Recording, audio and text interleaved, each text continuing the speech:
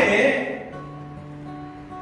ಈ ಪಾಪ ತುಂಬಿದಂತ ಲೋಕದಲ್ಲಿ ಮನುಷ್ಯನು ಲೋಕದ ಆಸೆಗಳ ಮೇಲೆ ದೃಷ್ಟಿ ಇಡುವುದಕ್ಕೆ ಯಾಕೆ ಇಷ್ಟಪಡ್ತಾನಂತಂದ್ರೆ, ಕಾರಣ ಅವನನ್ನು ಅದು ವಂಚಿಸುತ್ತದಂತೆ, ಮಾತ್ರವಲ್ಲದೆ ಪಾಪದಲ್ಲಿ ಅದೇನ್ ಮಾಡ್ತದಂತೆ, ಬೀಳಿಸ್ತದಂತೆ.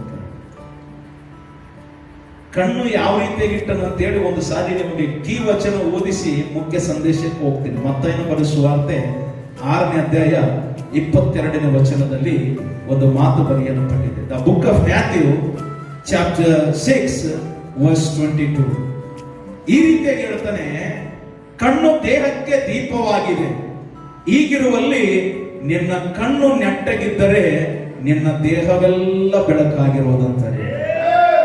ಹಂಗೆ ಅದಲ್ರಿ ವಾಕ್ಯದಲ್ಲಿ, ಎಲ್ಲರೂ ಬೈಬಲ್ ಅಲ್ಲಿ ಹಂಗೆ ಅದಲ್ರಿ. ವಚನ ಹೇಳ್ತದೆ ಕಣ್ಣು ದೇಹಕ್ಕೆ ದೀಪವಾಗಿದೆ. ಇದು ಬಹಳ ಪ್ರಾಮುಖ್ಯತೆ.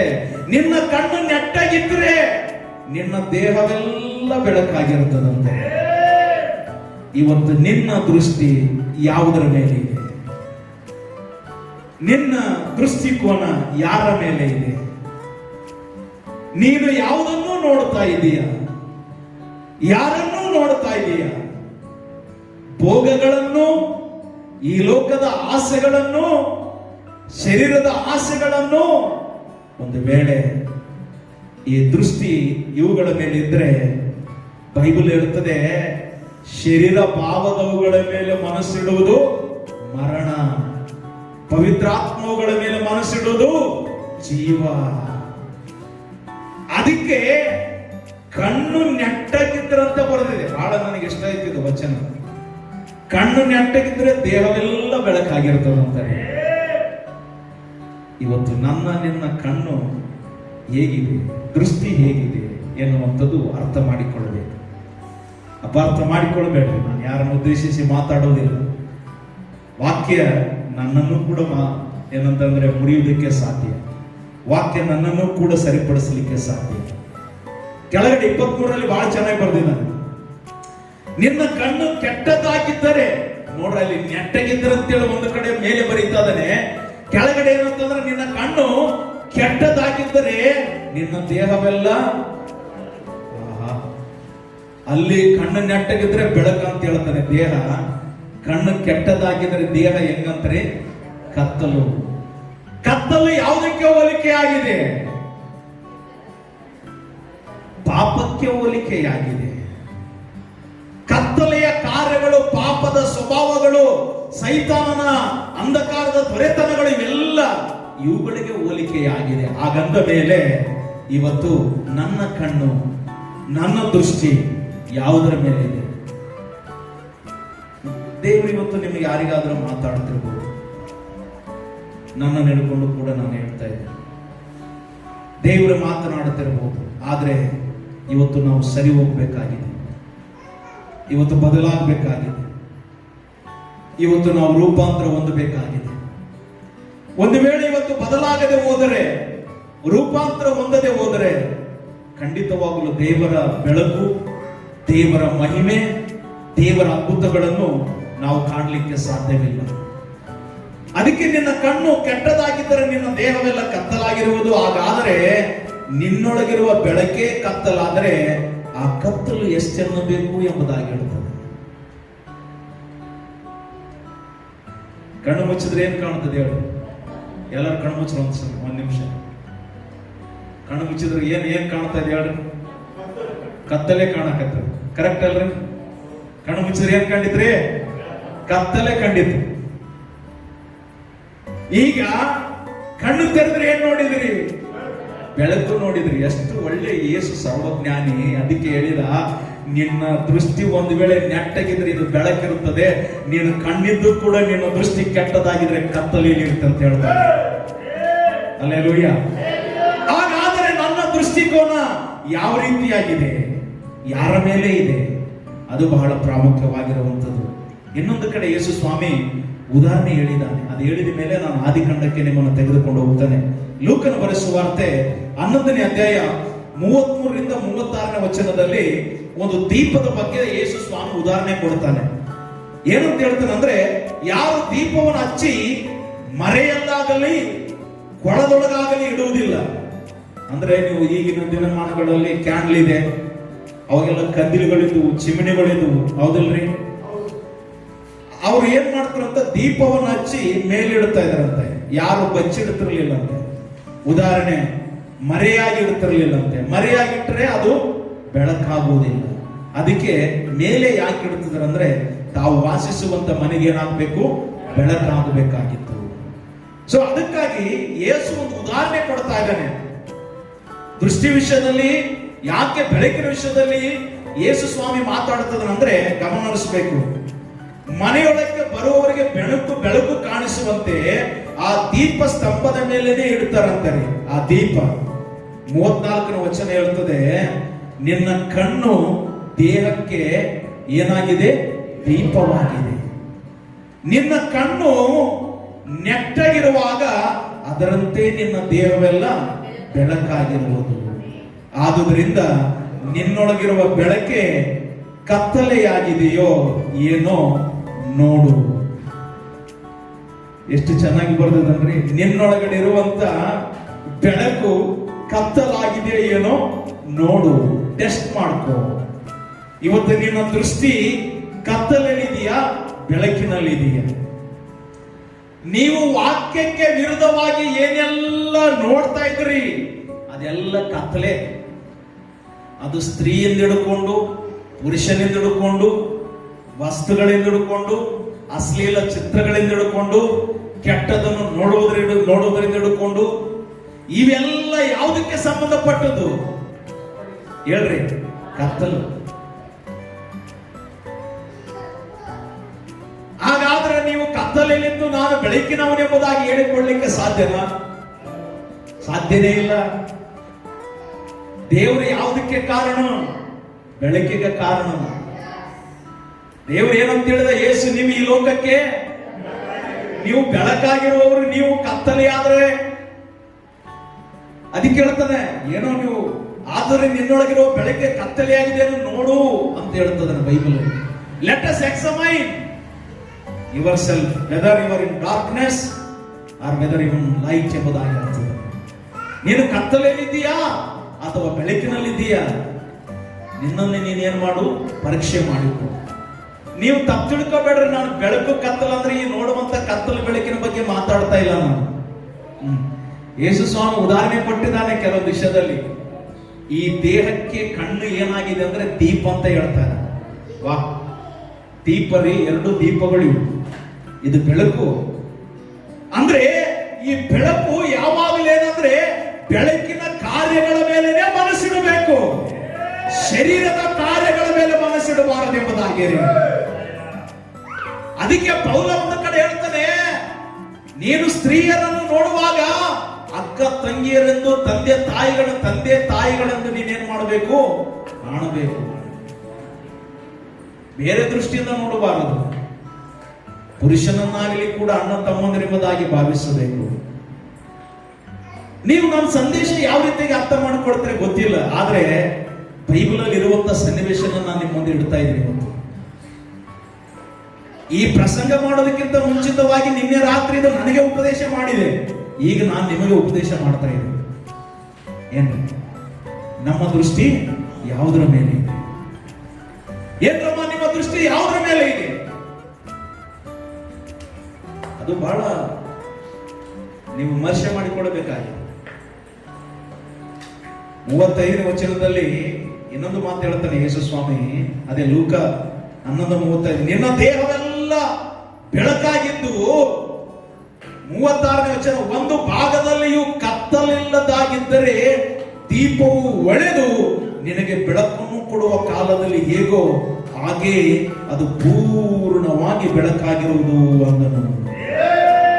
ಅಂದ್ರೆ ನಿನ್ನ ಆಲೋಚನೆ ಶುದ್ಧವಾಗಿತ್ತು, ನಿನ್ನ ದೃಷ್ಟಿ ಶುದ್ಧವಾಗಿತ್ತು, ನಿನ್ನ ಮಾತು ಶುದ್ಧವಾಗಿತ್ತು, ನಿನ್ನ ನಡತೆ ಶುದ್ಧವಾಗಿತ್ತು, ನಿನ್ನ ಭಾವಗಳು ಶುದ್ಧವಾಗಿದ್ರೆ ಹೆಂಗಿರ್ತದಂತೆ ನೀನು ಯಾವಾಗಲೂ ಬೆಳಕಿನಲ್ಲಿರುವವನಾಗಿರುತ್ತೆ ಎಂಬುದಾಗಿ. ಪೂರ್ಣ ಬೆಳಕು ನಿನ್ನೊಳಗಡೆ ನೆಲೆಗೊಳ್ಳುವಂತದ್ದಾಗಿದೆ. ಯಾಕಂದ್ರೆ ಯೇಸುನೇ ಹೇಳಿದ, ನೀವು ಲೋಕಕ್ಕೆ ಬೆಳಕು ಎಂಬುದಾಗಿ ಹೇಳಿದ, ಇನ್ನೊಂದು ಕಡೆ ಭೂಮಿಗೆ ಉಪ್ಪು ಎಂಬುದಾಗಿ ಯೇಸು ಸ್ವಾಮಿ ಹೇಳಿದ. ಲೋಕಕ್ಕೆ ಬೆಳಕು ಅಂತಂದ ಮೇಲೆ ನಿಮ್ಮ ಬೆಳಕು ಅನ್ಯ ಜನರ ಮುಂದೆ ಪ್ರಕಾಶಿಸಬೇಕೆಂಬುದಾಗಿ ಪೇತ್ರನ ಪತ್ರಿಕೆಯಲ್ಲಿ ಬರೀತಾ ಇದ್ದಾನೆ. ಆಮೆನ್. ನಿಮ್ಮ ಬೆಳಕು ಯಾರ ಮುಂದೆ ಪ್ರಕಾಶಗೊಳ್ಳಬೇಕಂತಾರೆ? ಅನ್ಯ ಜನರ ಮುಂದೆ ಪ್ರಕಾಶಗೊಳ್ಳಬೇಕಂತ.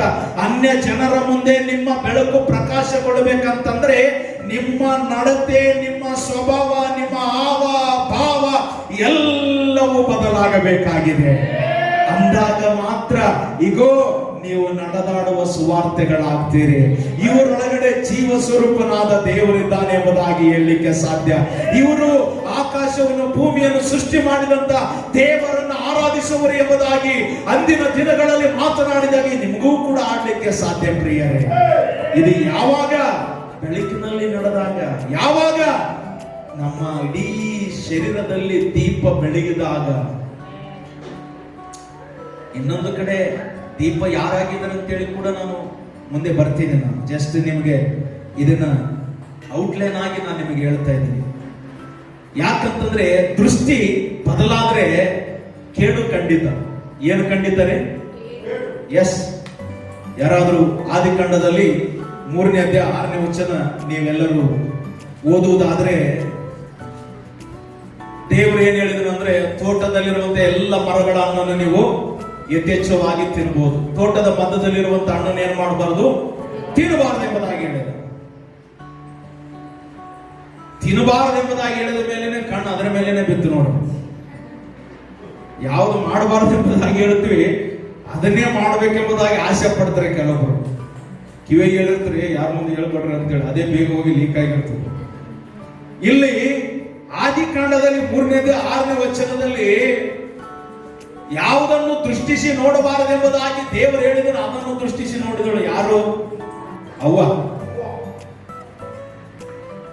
ಆ ಹಣ್ಣು ಹೆಂಗಿತ್ತಪ್ಪ ಅಂದ್ರೆ 6ನೇ ವಚನದಲ್ಲಿ ಓದ್ತೀರ ಯಾರಾದ್ರು? ಆ ಮರದ ಹಣ್ಣು ಹೆಂಗಂಕಲ್? ಉತ್ತಮವಾಗಿಯೂ, ರೈಟ್, ನೋಡುವುದಕ್ಕೆ ರಮ್ಯವಾಗಿಯೂ. ನೋಡ್ರಿ, ಅಟ್ರಾಕ್ಷನ್ ಮಾಡಿತ್ತದ ಹಣ್ಣು. ಯಾರಿಗೆ? ಅವಳಿಗೆ. ಈ ನೋಡುವುದಕ್ಕೆ ಉತ್ತಮವಾಗಿಯೂ, ನೋಡುವುದಕ್ಕೆ ರಮ್ಯವಾಗಿಯೂ ಉತ್ತಮವಾಗಿಯೂ ಜ್ಞಾನೋದಯಕ್ಕೆ ಅಪೇಕ್ಷಿಸತಕ್ಕದಾಗಿ ಇದ್ದಂತ ಈ ಹಣ್ಣು ಇಲ್ಲಿ ಆದಾಮ ಅವಳ ಕುರಿತು ನೋಡುವುದಾದ್ರೆ ಅವರು ದೇವರ ಸಂಗತಿಗಳ ಮೇಲೆ ದೃಷ್ಟಿ ಇಡಲಿಲ್ಲ, ಲೋಕದ ಸಂಗತಿಗಳ ಮೇಲೆ ದೃಷ್ಟಿ ಇಟ್ಟರಂತಾರೆ. ದೇವರು ಯಾವುದನ್ನು ತಿನ್ಬೇಕೆಂಬುದಾಗಿ ಹೇಳಿದ್ರೆ ಅದರ ಮೇಲೆ ದೃಷ್ಟಿ ಇಡಲಿಲ್ಲ, ತಿನ್ನಬಾರದು ಅಂತ ಹೇಳಿದ್ನಲ್ಲ ಅದರ ಮೇಲೆ ದೃಷ್ಟಿ ಇಟ್ರು ಇವರು. ಇವತ್ತು ಪ್ರಪಂಚ ಅದೇ ಇದೆ. ಯಾವುದು ತಪ್ಪು, ಯಾವುದು ಕೆಡುಕನ್ನು ನಮಗೆ ಉಂಟು ಮಾಡುತ್ತದೆ ಅಂತ ಹೇಳಿ ಗೊತ್ತಿದ್ರು ಕೂಡ ಅದರಿಂದನೇ ಜನ ಇವತ್ತು ಹಿಂಬಾಲಿಸ್ತಾ ಇದ್ದಾರೆ. ನಾಶನಕ್ಕೆ ಹೋಗುವ ಬಾಗಿಲು ದೊಡ್ಡದು, ಅಗಾಲವಾದದ್ದು. ನಿತ್ಯ ಜೀವಕ್ಕೆ ಹೋಗುವ ಬಾಗಿಲು ಇಕ್ಕಟ್ಟು, ಅದು ಬಿಕ್ಕಟ್ಟು, ಬಹಳ ಚಿಕ್ಕದಾಗಿರುವಂಥದ್ದು. ಇದು ಯಾರು ಕೂಡ ಕಂಡುಕೊಳ್ಳಿಕ್ಕೆ ಆಗೋದಿಲ್ಲ. ನೋಡ್ರಿ, ಅವರು ನೋಡುವುದಕ್ಕೆ ಹೆಂಗಿತ್ತಂದ್ರೆ ರಮ್ಯವಾಗಿತ್ತಂತ, ಅಂದ್ರೆ ದೃಷ್ಟಿ ಬದಲಾಯಿತು. ಆ ದೃಷ್ಟಿ ಬದಲಾದದ್ರಿಂದನೇ ಏನಾಯ್ತಂದ್ರೆ ಕೊನೆಯದಾಗಿ ಪಾಪಕ್ಕೆ ಒಳಗಾದರು. ಯಾವುದಕ್ಕೆ ಒಳಗಾದ್ರಿ? ಈ ಭೂಮಿಯಲ್ಲಿ ನಿನ್ನ ಇಟ್ಟಿರುವುದಕ್ಕೆ ಒಂದು ಉದ್ದೇಶ ಇದೆ. ಆದಮ ಅವಳನ್ನು ಯಾವ ರೀತಿಯಾಗಿ ತೋಟದಲ್ಲಿದ್ದು ಇಟ್ಟು, ನೋಡು ಇದು ತಿನ್ನಬಾರದು, ನೋಡು ಇದು ತಿನ್ನಬೇಕೆಂಬುದಾಗಿ ದೇವರು ಅವರಿಬ್ಬರನ್ನ ಇಟ್ಟನಿಲ್ರಿ. ಆದ್ರೆ ಅವ್ರು ಏನ್ ಮಾಡಿದ್ರು? ದೇವರ ಮಾತಿಗೆ ಅವಿಧೇಯರಾಗಿ ತಪ್ಪಿ ಹೋದರು. ಇವತ್ತು ದೇವರು ಕೂಡ ನನ್ನನ್ನು ನಿನ್ನನ್ನು ಈ ಲೋಕದಲ್ಲಿ ಈ ಭೂಮಿಯಲ್ಲಿ ಸೃಷ್ಟಿ ಮಾಡಿ ಇಟ್ಟಿದ್ದಾನೆ. ಇದು ಕೂಡ ಒಂದು ರೀತಿಯಲ್ಲಿ ಏದೇನ್ ತೋಟ ಇದ್ದಾಗೆ. ಇದರಲ್ಲಿ ಒಳ್ಳೆಯದು ಇದೆ, ಈ ಲೋಕದಲ್ಲಿ ಕೆಟ್ಟದ್ದು ಕೂಡ ಇದೆ. ನೀನು ಯಾವುದನ್ನು ಹಿಡ್ಕೊಳ್ಬೇಕು ಎಂಬುದಾಗಿ ದೇವರು ನಮಗೆ ಏನ್ ಮಾಡಿದ್ದಾನೆ? ಎಚ್ಚರಿಸಿದ್ದಾನೆ. ಅದಕ್ಕೆ ಯಾವುದನ್ನು ನೋಡಬೇಕು, ಯಾವುದರ ಮೇಲೆ ಮನಸ್ಸಿಡಬೇಕು, ಯಾವುದನ್ನು ಅಪೇಕ್ಷಿಸಬೇಕೆಂಬುದಾಗಿ ದೇವರು ನನ್ನನ್ನು ನಿನ್ನನ್ನು ಈ ಲೋಕದಲ್ಲಿ ಒಂದು ರೀತಿಯಲ್ಲಿ ಆದಾಮ ಅವಳ ರೀತಿಯಲ್ಲಿ ಇಟ್ಟಿದ್ದಾನಂತೆ. ಹಾಗಾದ ಮೇಲೆ ನೀನು ಯಾವುದನ್ನು ದೃಷ್ಟಿಸ್ತಾ ಇದ್ದಿ? That is the point. ಉದಾಹರಣೆ, ನೀವು ಪ್ರಯಾಣ ಬೆಳೆಸುವಾಗ ನೋಡ್ರಿ, ಕೆಲವೊಂದು ಸಾರಿ ನಮ್ಮ ಗಮನ ಎಕಡೆ ಕಡೆ ಹೋಗ್ತದೆ. ನಾನು ಕಾರ್ ನಡೆಸ್ತಾ ಇದ್ದೀನಿ ಅಂತ ಇಟ್ಕೊಳ್ರಿ. ಕಾರ್ ನಡೆಸ್ತಾ ನಡೆಸ್ತಾ ನಡೆಸ್ತಾ ನನ್ನ ದೃಷ್ಟಿ ಬದಲಾದ್ರೆ ಏನಾಗ್ತದೆ ಹೇಳ್ರಿ? ಏನಾಗ್ತದೆ ಹೇಳ್ರಿ? ನೀವು ಬಾಯಿ ಬಿಚ್ಚಿ ಹೇಳ್ಬೇಕು. ಅಪಘಾತ ಆಗ್ತದೆ. ಮುಂದೆ ಯಾವುದಕ್ಕೂ ಹೋಗಿ ಬುದ್ಧಿ ಬಿಡ್ತೀನಿ ನಾನು, ಹೌದೇ ಇಲ್ಲ? ಮುಂದೆ ಯಾವುದಾದ್ರೂ ಗಾಡಿಗಳಿರ್ಬೋದು, ಅಥವಾ ಏನೋ ಗೋಡೆ ಇರಬಹುದು, ಯಾವುದಾದ್ರೂ ಇರಬಹುದು. ನನ್ನ ದೃಷ್ಟಿ ಬದಲಾದ್ರೆ ಅಪಘಾತ ಖಂಡಿತ. ನಿಮ್ಮ ದೃಷ್ಟಿ ದೇವರಲ್ಲಿ ಬಂದಾಗ ಬದಲಾದರೆ ಆಧ್ಯಾತ್ಮಿಕ ಆಘಾತ ಖಂಡಿತ ಎಂಬುದಾಗಿ ತಿಳಿದುಕೊಳ್ಳಬೇಕು. ನೀವು ಒಂದು ಸಾರಿ ಆಧ್ಯಾತ್ಮಿಕ ಆಘಾತ ಆದ್ರೆ ಪುನಃ ನೀವು ಎದ್ದೇಳಬೇಕಾದ್ರೆ ಚಿಕಿತ್ಸೆ ಬಹಳ ಪ್ರಾಮುಖ್ಯತೆ. ಅದಕ್ಕಾಗಿ ಇಲ್ಲಿ ವಚನದಲ್ಲಿ ಹೇಳ್ತದನೆ, ಉದಾಹರಣೆ, ನೀವು ಫೋನ್ ನೋಡ್ತಾ ನೋಡ್ತಾ ನೋಡ್ತಾ ಏನೇನ್ ನೋಡ್ತಾ ಇದ್ರೆ ನಿಮ್ಮ ದೃಷ್ಟಿಕೋನ. ಯಾಕಂದ್ರೆ ಕೆಲವೊಂದು ಸಾರಿ ನೋಡೋದಕ್ಕೆ ಬಹಳ ಚೆನ್ನಾಗಿ ಕಾಣುತ್ತದೆ. ಇತ್ತೀಚೆಗೆ ಫೋನಲ್ಲಿ ಏನೆಲ್ಲ ಬರ್ತಾ ಇದೆ ಗೊತ್ತಾದ್ರೆ, ನೋಡ್ತಾ ಸಣ್ಣ ಸಣ್ಣ ಮಕ್ಕಳು ಕೂಡ ಕೆಟ್ಟ ಹೋಗ್ತಾ ಇದ್ದಾರೆ. ತಂದೆ ತಾಯಿಗಳಿಗೆ ನಾನು ಇವತ್ತು ಕೆಲವೊಂದು ಕಿವಿ ಮಾತು ಹೇಳ್ತೀನಿ, ದಯವಿಟ್ಟು ಕೆಲವೊಂದು ವಿಷಯಗಳಲ್ಲಿ ಮಕ್ಕಳನ್ನ ಏನ್ ಮಾಡಬೇಕು, ನಾವು ಜಾಗೃತ ವಹಿಸಬೇಕು. ಗಿಡವಾಗಿ ಬಗ್ಗದು ಮರವಾಗಿ ಬಗ್ಲಿಕ್ಕೆ ಸಾಧ್ಯವಿಲ್ಲ. ಬೈಬಲ್ ಕೂಡ ಹೇಳ್ತದೆ, ಎತ್ತ ಮಗನ ಏನ್ ಮಾಡ್ಬೇಕಂತ ಕೆಲವೊಂದು ಸಾರಿ ಶಿಕ್ಷಿಸ್ಬೇಕಂತೆ, ಗದರಿಸ್ಬೇಕಂತೆ, ತಿದ್ದಬೇಕಂತೆ. ಅದೇ ರೀತಿಯಾಗಿ ಪ್ರೀತಿ ಕೂಡ ತೋರಿಸ್ಬೇಕಂತ. ಆಮೆನ್. ಸೊ ಅದಕ್ಕೆ ಇವತ್ತು ಎಷ್ಟೋ ಕುಟುಂಬಗಳಲ್ಲಿ ತಂದೆ ತಾಯಿಗಳು ಮಕ್ಕಳ ಜೊತೆ ಕುಳಿತುಕೊಂಡು ಫಿಲಂಗಳನ್ನು ನೋಡ್ತಾರೆ, ಧಾರಾವಾಹಿಗಳನ್ನು ನೋಡ್ತಾರೆ. ಫೋನ್ಗಳಲ್ಲಿ ಕೂಡ ಕುಟುಂಬವಾಗಿ ಇಲ್ಲ ಸಲ್ಲದ ಸಂಗತಿಗಳನ್ನು, ದೃಶ್ಯಗಳನ್ನು ನೋಡುತ್ತಾರೆ. ಇದಕ್ಕೆ ಯಾರು ಹೊಣೆ? ತಂದೆ ತಾಯಿಗಳ ಹೊಣೆ. ನಿಮ್ಮ ದೃಷ್ಟಿ ನಿಮ್ಮ ಮಕ್ಕಳಿಗೆ ಎಲ್ಲಿಗೆ ತಳ್ತಾ ಇದ್ದೀರಿ ನೀವು? ನಾನು ಹೇಳ್ತಿದ್ರಿ, ಬೈಬಲ್ ಬಹಳ ಸ್ಟ್ರಿಕ್ಟ್ ಅದ. ಇಲ್ಲ ಈ ಕಡೆ ಲೋಕ ಬೇಕು, ಈ ಕಡೆ ಯೇಸು ಸ್ವಾಮಿ ಬೇಕಂದ್ರೆ ನಾನು ಹೇಳ್ತೀನಿ, ಬೈಬಲ್ ಮಿಚ್ಚು ಸುಮ್ಮನೆ ಲೋಕನ ನೀವೇನ್ ಮಾಡ್ರಿ, ಫಾಲೋ ಮಾಡ್ರಿ. ಒಂದು ದಿನ ನೀವೇನ್ ಮಾಡ್ತೀರಿ, ನಿತ್ಯ ನರಕದ ಬೆಂಕಿಯಲ್ಲಿ ಅಯ್ಯೋ ಅಂತ ಗೋಳಾಡ್ತಾರೆ. ಅವಾಗ ಯೇಸು ಬಂದು ಕೂಡ ನಿಮ್ನ ಏನ್ ಮಾಡಲ್ಲ, ರಕ್ಷಣೆ ಮಾಡಕ್ ಸಾಧ್ಯ ಇಲ್ಲ. ಇಲ್ರಿ, ಅಲ್ಲಿ ಶಾಶ್ವತವಾಗಿ ನಾವು ನರಕ ಅನುಭವಿಸೋದಕ್ಕಿಂತ ಇಲ್ಲಿನೇ ಸ್ವಲ್ಪ ಕಷ್ಟ ಅನುಭವಿಸಿ ದೇಹದ ನಿಮಿತ್ತವಾಗಿ ದೇಹದ ಆಸೆಗಳನ್ನು ಕ್ರಿಸ್ತನ ನಿಮಿತ್ತವಾಗಿ ಕಡೆಗಾಣಿಸಿ ನಾವು ಕಷ್ಟ ನಷ್ಟ ಅವಮಾನ ಅನಿಸಿ ಏನಂದ್ರೆ ಅನುಭವಿಸಿ ನಾವು ಈ ಲೋಕ ಯಾತ್ರೆ ಮುಗಿಸಿ ನಿತ್ಯ ಜೀವಕ್ಕೆ ಸೇರ್ತೀವಿ ಅಂದ್ರೆ ಇದನ್ನು ನಾವು ಏನ್ ಮಾಡ್ಬೇಕಂದ್ರೆ ನಾವು ಪಾಲಿಸುವುದರಲ್ಲಿ ಇಷ್ಟವುಳ್ಳವರಾಗಿರ್ತೀವಿ. ಕೆಲವೊಬ್ರು ಹೇಳ್ತಾರೆ ನಮ್ಮ ಉಪದೇಶ ಹಂಗಿಲ್ಲ, ಬೈಬಲ್ ಉಪದೇಶ. ಕೆಲವೊಬ್ರು ಬರ್ರಿ ಎಲ್ಲ ನಡೀತದಂತ. ಇಲ್ಲ, ಬೈಬಲ್ ಹೇಳ್ತಾ ಇದೆ ನಡೆಯಲ್ಲ. ಏನಲ್ರಿ, ನಡೆಯಲಿಲ್ಲ. ಕುಡುಕತನ ಅನ್ನುವಂಥದ್ದು ಇಲ್ಲಿ ನಡೆಯೋದಿಲ್ಲ, ಸಿಗರೆಟ್ಗಳು ನಡೆಯುವುದಿಲ್ಲ, ತಂಬಾಕು ನಡೆಯುವುದಿಲ್ಲ, ವ್ಯಭಿಚಾರ ನಡೆಯುವುದಿಲ್ಲ, ಅನ್ಯಾಯ ನಡೆಯುವುದಿಲ್ಲ, ಮೋಸ ನಡೆಯುವುದಿಲ್ಲ, ಹೊಟ್ಟೆ ಕಿಚ್ಚು ನಡೆಯುವುದಿಲ್ಲ, ಅಸೂಯ ನಡೆಯುವುದಿಲ್ಲ, ಬಂಡುತನ ನಡೆಯುವುದಿಲ್ಲ, ಕೊನೆಯದಾಗಿ ಸುಳ್ಳು ಕೂಡ ಇಲ್ಲಿ ನಡೆಯುವುದಿಲ್ಲ. ಎಲ್ಲಿ? ಫೆಲೋಶಿಪ್ ಚರ್ಚ್ನಲ್ಲಿ ಅಲ್ಲ, ಈ ಯೇಸು ಕ್ರಿಸ್ತನಲ್ಲಿ. ಅಲ್ಲೆಲೂಯ. ಯಾರಲ್ಲಿ? ಯೇಸು ಕ್ರಿಸ್ತನಲ್ಲಿ. ಕೆಲವೊಬ್ರು ಯೇಸು ಕ್ರಿಸ್ತನಲ್ಲಿ ಎಲ್ಲ ನಡೆಸ್ತಾ ಇದ್ದಾರೆ, ಸುಮ್ಮನೆ ಪಾಪ ಯೇಸು ಸ್ವಾಮಿ ಹೇಳ್ಕೊಂಡು ಬರ್ತಾ ಇದ್ದಾರೆ. ಬೇಡ. ಉದಾಹರಣೆ ನಾನು ಮಾತು ಹೇಳ್ತೀನಿ, ಕ್ರಿಸ್ತನನ್ನು ಅನುಸರಿಸಿ ನಾವು ಏನಾದರೂ ಲೋಕದ ಆಸೆಗಳಿಗೆ ಒಳಗಾಗ್ತಿದ್ರೆ ಯೇಸು ಎಷ್ಟು ನೊಂದು ಕೊಡುತ್ತಿರಬಹುದು. ಕಳೆದ ವಾರ ಅದೇ ಪ್ರಸಂಗ ಮಾಡಿದೆ. ಮನುಷ್ಯರನ್ನು ಉಂಟು ಮಾಡಿದಕ್ಕೆ ದೇವರೇನ್ ಮಾಡಿದನಂತೆ? ಪಶ್ಚಾತ್ತಾಪಟ್ಟನಂತೆ, ನೊಂದುಕೊಂಡನಂತೆ. ಯಾಕೆ? ಯಾವಾಗಲೂ ಅವರು ಬರೀ ಏನ್ ಮಾಡ್ತಿದ್ರಂತೆ? ಕೆಟ್ಟದ್ದನ್ನೇ ಆಲೋಚಿಸ್ತಿದ್ರಂತೆ. ಅದಕ್ಕೆ ಕಳೆದ ವಾರ ಕೆಟ್ಟ ಆಲೋಚನೆ ಇತ್ತು, ಈ ವಾರ ಕೆಟ್ಟ ದೃಷ್ಟಿ ಇರಬಾರದಂತ ಹೇಳ್ತಾ ಇದ್ದೇನೆ ನಾನು. ಬೈಬಲ್ ಲಾಸ್ಟಿಗೆ ಅಲ್ಟಿಮೇಟ್ ಏನ್ ನಾವು ಕಲಿಸ್ತದಪ್ಪ ಅಂದ್ರೆ ಪರಿಶುದ್ಧತೆ ಜೀವನವೇ ಕಲಿಸ್ತದೆ ಪ್ರಿಯರೇ. ಯೇಸು ಸ್ವಾಮಿಯಲ್ಲಿ ಬಂದು ಸ್ವಲ್ಪ ಆರಾಧನೆ ಮಾಡಿಕೊಂಡು 1 ಗಂಟೆಗೆ ನಾನು ಆರಾಧನೆ ಮುಗಿಸ್ಕೊಂಡು ಹೋಗಿ ಮತ್ತೆ ಲೋಕದ ಜೊತೆಗೆ ಸ್ನೇಹ ಮಾಡುತ್ತೆ ಅಂದ್ರೆ ಇದು ಬೈಬಲ್ ಒಪ್ಪದಿಲ್ಲ. ಭಾನುವಾರ ದಿನ ಪರಿಶುದ್ಧತೆ ಪ್ರಾರಂಭವಾದದ್ದು, ತಿರುಗಿ ಭಾನುವಾರವರೆವರೆಗೂ ಕೂಡ ನಿನ್ನ ಪರಿಶುದ್ಧತೆ ಕಾಪಾಡಿಕೊಳ್ಳಬೇಕು. ಅದು ಕ್ರಿಸ್ತಿಯ ಜೀವನ. ಆಮೆನ್. ಅದಕ್ಕೆ ಯೇಸು ಏನ್ ಹೇಳಿದ? ಶೋಧನೆಗೆ ಒಳಗಾಗದಂತೆ ಎಚ್ಚರವಾಗಿದ್ದು ಪ್ರಾರ್ಥಿಸಿರಿ ಎಂಬುದಾಗಿ ಹೇಳ್ತಾನೆ. ಎಚ್ಚರ ತಪ್ಪಿದ್ರಿ ನಿಮ್ಮ ವಿರೋಧಿ ನಿನ್ನನ್ನು ನುಂಗಲಿಕ್ಕೆ ಸಿದ್ಧನಿದ್ದಾನೆ. ಅದಕ್ಕೆ ಯೇಸು ಎಚ್ಚರ ತಪ್ಪಬೇಡ್ರಿ,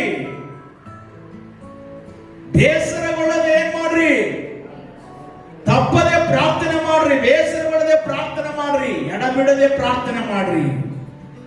ಇದು ಯಾರಿಗೆ ಹೇಳಿದ? ಯೇಸು ಸ್ವಾಮಿ ಶಿಷ್ಯರಿಗೆ ಹೇಳಿದ, ನಮಗೂ ಕೂಡ ದೇವರು ಹೇಳಿದ್ದಾನೆ. ಆಮೆನ್. ಇವತ್ತು ನಾವು ಎಲ್ಲಿ ಎಚ್ಚರ ತಪ್ಪಿ ಪ್ರಾರ್ಥನೆ ಮಾಡ್ತಾ ಇದೀವ್ರಿ? ಮಾಡ್ತಾ ಇಲ್ಲ. ಅದಕ್ಕೆ ಇವತ್ತು ನಮ್ಮ ದೃಷ್ಟಿಕೋನ ಯಾವ ರೀತಿಯಾಗಿರ್ಬೇಕಪ್ಪ, ಯಾರ ಮೇಲೆ ಇರಬೇಕಪ್ಪ ಅಂದ್ರೆ ನಮ್ಮ ದೃಷ್ಟಿ ಯೇಸುವಿನ ಮೇಲೆ, ಯೇಸುವಿನ ವಾಕ್ಯದ ಮೇಲೆ ಇರುವಂತದ್ದಾಗಿರಬೇಕರಿ. ಯಾವಾಗ ನಮ್ಮ ದೃಷ್ಟಿ ಯೇಸುವಿನ ಮೇಲೆ, ಯೇಸುವಿನ ವಾಕ್ಯದ ಮೇಲೆ ನಿರಂತರವಾಗಿರುತ್ತದೋ ಈ ಶರೀರದ ಆಸೆಗಳನ್ನು ಜಯಿಸಲಿಕ್ಕೆ ಸಾಧ್ಯವಾಗ್ತದೆ. ಶರೀರದ ಸ್ವಭಾವಗಳನ್ನು ಜಯಿಸಲಿಕ್ಕೆ ಸಾಧ್ಯವಾಗ್ತದೆ. ಹಾಗಾಗಿ ನಿಮ್ಮ ದೃಷ್ಟಿ ಬದಲಾಗಬೇಕಾಗಿದೆ. ನೀವು ಬದಲಾಗಬೇಕಾಗಿಲ್ರಿ. ಮತ್ತೆ ಏನ್ ಬದಲಾಗಬೇಕು? ದೃಷ್ಟಿ ಬದಲಾಗಬೇಕು. ಹಳ್ಳಿಗೆ ಏನೇನು ಅಂತಾರೆ, ಯಾರ ದೃಷ್ಟಿ ಬಿದ್ದದ್ರೆ ಅದಕ್ಕೆ ಏನು ಆಗ್ಯದ ಹಂಗ ಹಿಂಗಂತೆ. ನಾನೊಂದು ಮಾತು ಹೇಳ್ತೀನಿ, ಅವುಗಳೆಲ್ಲ ನಾನು ವಿಶ್ವಾಸ ಇಡೋದಿಲ್ಲ. ನಿಮ್ಮ ದೃಷ್ಟಿ ಕರೆಕ್ಟ್ ಆಗಿದ್ರೆ, ನೀವು ಬೆಳಕಿನಲ್ಲಿ ನಡೀತಿದ್ರೆ ಕತ್ತಲೆ ಯಾಕ್ರೆ ನಿಮ್ಮನ್ನ ಮುಟ್ಲಿಕ್ಕೆ ಸಾಧ್ಯ? ಹೇಳಿದ್ರಿಲ್ರಿ, ನಿನ್ನ ಕಣ್ಣು ನೆಟ್ಟಗಿದ್ರೆ ದೇಹವೆಲ್ಲ ಬೆಳಕಾಗಿರ್ತದಂತೆ. ಅಂದ್ರೆ ನೀನೇ ಬೆಳಕಿನಲ್ಲಿದ್ದಂತ ಮೇಲೆ ಕತ್ತಲೆ ಯಾಕೆ ನಿನ್ನನ್ನು ಆವರಿಸಿಕೊಳ್ಳಿಕ್ಕೆ ಬರುತ್ತದೆ? ಒಂದು ವೇಳೆ ಕತ್ತಲು ನಿನ್ನನ್ನು ಆವರಿಸಿಕೊಳ್ಳೋದಕ್ಕೆ ಬಂದಿದೆ ಅಂದ್ರೆ ಎಲ್ಲೋ ಒಂದು ಕಡೆ ನಿನ್ನ ದೃಷ್ಟಿ ಸ್ವಲ್ಪ ಅಲಗಾಡ್ತಾ ಇದೆ. ಎಲ್ಲೋ ಒಂದು ಕಡೆ ನಿಮ್ಮ ದೃಷ್ಟಿ ಬೇರೆ ಲೋಕದ ಭೋಗಗಳ ಮೇಲೆ ಹೋಗ್ತಾ ಇದೆ. ಎಚ್ಚರ. ಸ್ವಲ್ಪ ಕಷ್ಟ ಅನಿಸ್ತದ್ರಿ ಯೇಸು ಸ್ವಾಮಿನ ಫಾಲೋ ಮಾಡ್ಬೇಕಾದ್ರೆ. ದೇವರಿಗೆ ಸ್ತೋತ್ರ. ಆಮೆನ್. ನಾನು ಬೇರೆಯವರಂಗ ಇದನ್ನು ಮಾಡ್ರಿ ಅದನ್ನು ಮಾಡ್ರಿ, ಇಲ್ಲಿ ಬರ್ರಿ ಅಲ್ಲಿ ಬರ್ರಿ ಅಂತ ನಾನು ಹೇಳೋದಿಲ್ಲ. ಬೈಬಲ್ ಹೇಳ್ತದೆ, ಇದ್ರೆ ಒಂದೇ ಕಡೆ ಇರಬೇಕು. ಎರಡು ದೋಣಿಯಲ್ಲಿ ಇದ್ರೆ ಏನಾಗ್ತೀವಿ? ಒಂದು ದಿನ ನಾವು ಒಂದನ ಮುಂದಕ್ಕೆ ಹೋಗ್ತದೆ, ಒಂದನ ಹಿಂದಕ್ಕೆ ಆಗ್ತದೆ. ನಾವು ನಡ ನೀರನ್ನೇ ಕೊಡಬೇಕಾಗ್ತದೆ. ಅದಕ್ಕೆ ಯೇಸು ಸ್ವಾಮಿ ಏನ್ ಹೇಳಿದ? ಈಗೋ ನನ್ನ ಹಿಂದೆ ಬರೋವನು ಪ್ರತಿದಿನ ತನ್ನ ಶಿಲುಬೆಯನ್ನು ದಿನಾಲು ಹೊತ್ತುಕೊಂಡು ಬರಲಿ ಎಂಬುದಾಗಿ ಹೇಳ್ತಾನೆ. ಈ ಶಿಲುಬೆ ಬಗ್ಗೆ ಎಷ್ಟು ಸಾರಿ ಸಂದೇಶ ಕೇಳಿದ್ರೆ, ಬಹಳ ಒಂದು ಏನಂತಂದ್ರೆ ಭಾರವಾದಂತ ಶಿಲುಬೆ, ಕಷ್ಟಗಳು ಎನ್ನುವಂತ ಶಿಲುಬೆ, ಅವಮಾನ ಎನ್ನುವಂತ ಶಿಲುಬೆ, ವ್ಯಾಧಿ ಬಾಧೆಗಳನ್ನು ಹೊತ್ತುಕೊಂಡಂತ ಶಿಲುಬೆ ಅಷ್ಟು ಸುಲಭವಾಗಿಲ್ಲ ಪ್ರಿಯರೇ. ಅದಕ್ಕೆ ಈ ಲೋಕದಲ್ಲಿ ನಿಮಗೆ ಕಷ್ಟಗಳು ಇದೆ. ಈ ಕಷ್ಟಗಳು ಅದಕ್ಕೆ ಏನಂತ ಹೇಳ್ತಾನಂದ್ರೆ, ಕ್ರಿಸ್ತನ ನಿಮಿತ್ತವಾಗಿ ಲೋಕದಲ್ಲಿ ಕಷ್ಟ ನಷ್ಟ ಅನುಭವಿಸಿ ಲೋಕ ಯಾತ್ರೆ ಮುಗಿಸುವಾಗ ನಮಗೆ ಒಂದು ದಿನ ನಿತ್ಯತ್ವದ ಆದರಣೆ ಸಿಗ್ತದಂತ ಪ್ರಿಯರೇ. ಈಗಿನ ಕಷ್ಟಗಳು ನೋಡಬೇಡ್ರಿ, ಕೀರ್ತನೆಯಲ್ಲಿ ಬರೀತದೆ, ಈಗಿನ ಕಷ್ಟಗಳು ಕ್ಷಣ ಮಾತ್ರ ಅಂತಾರೆ. ಯಾವಾಗಂದ್ರೆ ಕೊರಿಂಥ ಪತ್ರಿಕೆಯಲ್ಲಿ ಹೇಳ್ತಾನೆ, ಈಗಿನ ಕಷ್ಟಗಳು ಕ್ಷಣ ಮಾತ್ರ, ಆದ್ರೆ ಕಾಣದಿರುವಂತದ್ದು ಏನಂತಂದ್ರೆ ಅದು ಶಾಶ್ವತವಾಗಿರುವಂತದ್ದಾಗಿದೆ.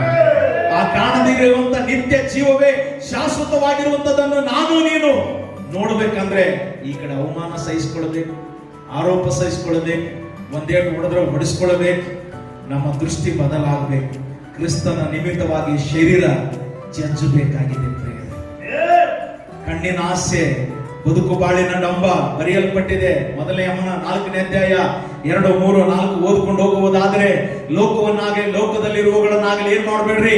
ಪ್ರೀತಿ ಮಾಡಬೇಡ್ರಿ. ಯಾವನಾದ್ರೂ ಪ್ರೀತಿ ಮಾಡಿದ್ರೆ ತಂದೆಯ ಮೇಲಿನ ಪ್ರೀತಿ ಅವನ ಮೇಲಿಲ್ಲ. ಕೆಳಗಡೆ ಬರೀತಾನೆ, ಬದುಕು ಬಾಳಿನ ಡಂಬ, ಕಣ್ಣಿನ ಆಸೆ, ಶರೀರದ ಆಸೆ, ಇವೆಲ್ಲ ನಾವೇನ್ ಮಾಡಬೇಕಾಗಿದೆ? ತ್ಯಾಗ ಮಾಡಬೇಕಾಗಿದೆ. ಯೇಸು ಯಾವುದಕ್ಕಾಗಿ ಬಂದ ಹೇಳ್ರಿ? ಯೇಸು ಯಾವುದಕ್ಕಾಗಿ ಬಂದ? ಓದುವಾರನೇ ಹೇಳಿದ್ರಿ ನಾನು ಸಂದೇಶ. ಎಸ್, ಪಾಪದಿಂದ ಬಿಡುಗಡೆ ಮಾಡೋದಕ್ಕಾಗಿ ಬಂದ, ಹೌದಿಲ್ರಿ? ಬೇರೆ ಯಾವುದಕ್ಕಾಗಿ ಬರಲಿಲ್ಲ. ನಮಗೆ ಬಟ್ಟೆ, ನಮಗೆ ರೊಕ್ಕ, ನಮಗೆ ಮನೆ, ಕಾರ್ ಕೊಡ್ಲಿಕ್ಕಾಗಿ ಯೇಸು ಬರಲೇ ಇಲ್ಲ. ಬೈಬಲ್ ಆದ್ರೆ ಅದೆಲ್ಲ ಈ ಲೋಕದಲ್ಲಿ ಇದ್ದೀವಿ ಅಂದ್ರೆ ಸ್ವಲ್ಪ ದಿನ ಅದನ್ನು ಅನುಭವಿಸಿ ಮತ್ತೆ ಇಲ್ಲೇ ಬಿಟ್ಟು ಹೋಗ್ಬೇಕು, ಹೌದೇ ಇಲ್ರಿ? ಮತ್ತೆ ಏನಾದ್ರೂ ತೆಗೆದುಕೊಂಡು ಹೋಗ್ಬೇಕಂದ್ರೆ ನಾವು ತೆಗೆದುಕೊಂಡು ಹೋಗೋದಕ್ಕಾಗಿ ಬಂದಿದ್ದಾನೆ ಯೇಸು ಸ್ವಾಮಿ. ಏನಪ್ಪ ಅಂದ್ರೆ ಅದುವೇ ನಿತ್ಯ ಜೀವ. ಹಲ್ಲೆಲೂಯಾ. ಹಣ ಇಲ್ಲೇ, ಆಸ್ತಿ ಇಲ್ಲೇ, ಬಂಗಾರ ಇಲ್ಲೇ, ಎಲ್ಲ ನೇಮು ಫೇಮು ಎಲ್ಲ ಇಲ್ಲೇ, ಎಲ್ಲ ಇಲ್ಲಿ ಅಂದ ಮೇಲೆ ಏನಿದೆ? ಏನಿಲ್ಲ, ನಿತ್ಯ ಜೀವ ಒಂದೇ. ಇದನ್ನ ಚೆನ್ನಾಗಿ ಅರ್ಥ ಮಾಡಿಕೊಡ್ರಿ. ಅದಕ್ಕೆ ನಾನು ಹೇಳ್ತಾ ಇದ್ದೀನಿ, ನನ್ನ ಕಣ್ಣು ನನ್ನ ದೃಷ್ಟಿ ಬದಲಾದ್ರೆ ಪಾಪಕ್ಕೆ ಒಳಗಾಗ್ತೀವಿ.